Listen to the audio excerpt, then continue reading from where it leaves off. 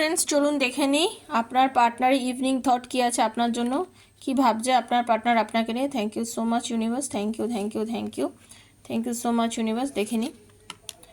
হ্যাঁ, আপনার পার্টনার কিন্তু আপনাকে কিছু গিফট করতে চাইছে, বা আপনার খুব মানে শর্ট একটা টাইমের মধ্যেই আপনি দেখতে পাবেন যে এই যে আপনাদের দুজনের মধ্যে একটা নেগেটিভিটি ছিল, আপনার পার্টনার আপনাকে ছেড়ে চলে গেছিলো, যে আপনার কথা মানছিল না, বা আপনাদের মধ্যে যে একটা দূরত্ব এসে গেছিলো, সেটা কেটে যাবে এবং কেটে গিয়ে আপনার পার্টনার আপনার কাছে ফিরে আসছে এবং আপনাকে কিছু গিফট দিতে পারে। তো আপনার পার্টনারের যে নেগেটিভ এনার্জি, মানে আমি দেখতে পাচ্ছি আপনাদের বেশ কিছু দিন যাবত আপনাদের মধ্যে একটা নেগেটিভ অরা কাজ করছিল, মানে আপনারা দুজনের মধ্যে ঝামেলা অশান্তি ছিল, আপনারা দুজনের সঙ্গে মিলিয়ে মানে মিশিয়ে একসাথে থাকতে পারছিলেন না, নানান প্রবলেম আপনাদের অ্যারাইজ করছিল রিলেশনশিপের মধ্যে।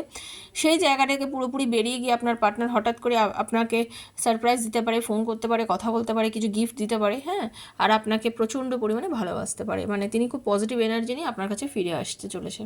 তো যদি ভালো লেগে থাকে রিডিংটা, বন্ধু প্লিজ লাইক করবেন, শেয়ার করবেন আর সাবস্ক্রাইব করবেন আমার চ্যানেলকে। Thank you so much.